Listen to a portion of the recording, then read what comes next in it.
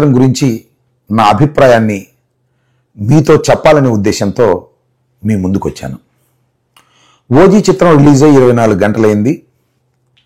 థియేటర్లో ప్రేక్షకులు చిత్రాన్ని చూశారు, తమ అభిప్రాయాన్ని కూడా స్పష్టంగా వ్యక్తం చేశారు. అయినా కూడా నా అభిప్రాయాన్ని వ్యక్తం చేయవలసినటువంటి అవసరం దీనిలో ఉంది. ఎందుకంటే పవన్ కళ్యాణ్ గారు నటించినటువంటి చిత్రాల మీద నేను ముందుగానే నా అభిప్రాయం వ్యక్తం చేస్తున్నాను. అభిప్రాయం అనడం కంటే నా కోరికను వ్యక్తం చేస్తున్నాను.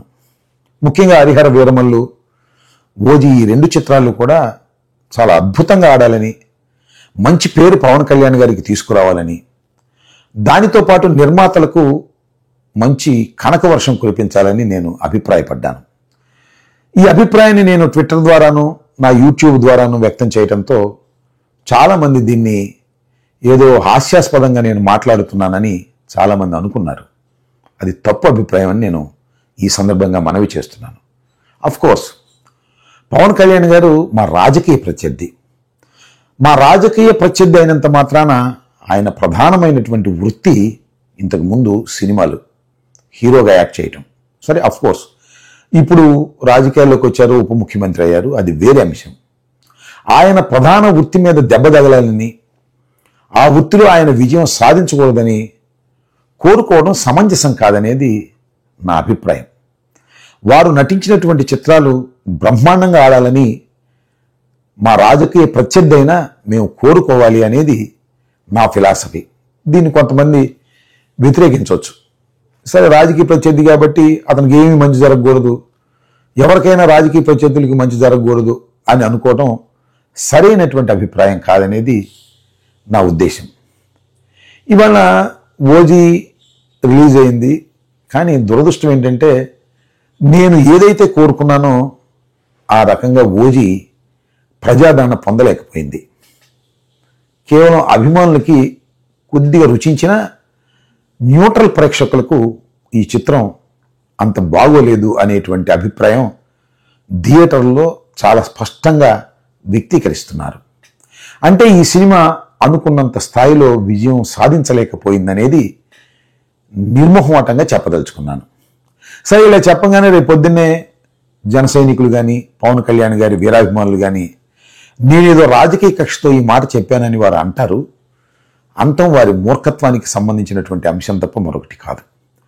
ఖచ్చితంగా చెప్తున్నాను, ఈ చిత్రం దానయ్యకి ఏదో ధనాన్ని చేకూరుస్తుంది అనుకున్నాను, కానీ దానయ్యకు దండుగ చేకూర్చింది అనే అభిప్రాయాన్ని కూడా వ్యక్తం చేయదలుచుకున్నాను.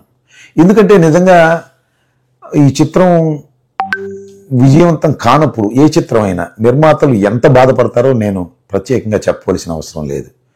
అయినా వాస్తవాన్ని చెప్పుకోకుండా కప్పిపుచ్చి మీ సినిమా అద్భుతంగా ఉంది, అమోఘంగా ఉంది అని డప్పాలు చెప్పటం అనేది సరైనటువంటి అంశం కాదు. అట్లా చెప్పేవాళ్ళు ఉంటారు. ఎవరు కూడా ధైర్యంగా వెళ్ళి మీ సినిమా ఫ్లాప్ అయిపోయిందండి అని ఎవరు పవన్ కళ్యాణ్ గారికో లేకపోతే బాలకృష్ణ గారికో చిరంజీవి గారికో చెప్పేటటువంటి సాహసం మొదటి 2-3 రోజుల్లో చేయరు. ఒక కృష్ణ గారి దగ్గర చెప్పేవారట. అసలు కృష్ణ గారి చెప్పేవాళ్ళంట, మీ సినిమా బాగుందండి అంటే మాకు తెలిసిలే ఆ సినిమా పోయింది, నా సినిమా అయినా అని చెప్పేవాడంట. అలా నిర్మోహమాటంగా అభిప్రాయాలను స్వీకరించి నిర్మోహమాటంగా తన చిత్రమైనా కూడా తాను కరెక్ట్ జడ్జిమెంట్ ఇచ్చుకునే వాళ్ళు చాలా తక్కువ మంది ఉంటారు. కాబట్టి నేను చెప్పదలుచుకున్నది ఏంటంటే ఈ చిత్రం అనుకున్నటువంటి ఫలితాలను, విజయాలని సాధించలేకపోయింది. ఒక చిత్రం ఫెయిల్ అయినప్పుడు ఎంతమంది బాధపడతారో నాకు తెలుసు. ఆ బాధపడటం అంటే అభిమానులు కాదు, అభిమానులు వాళ్ళు బాధపడతారు, మళ్ళీ ఇంకో సినిమా కోసం ఎదురు చూస్తారు, అది వేరే అంశం.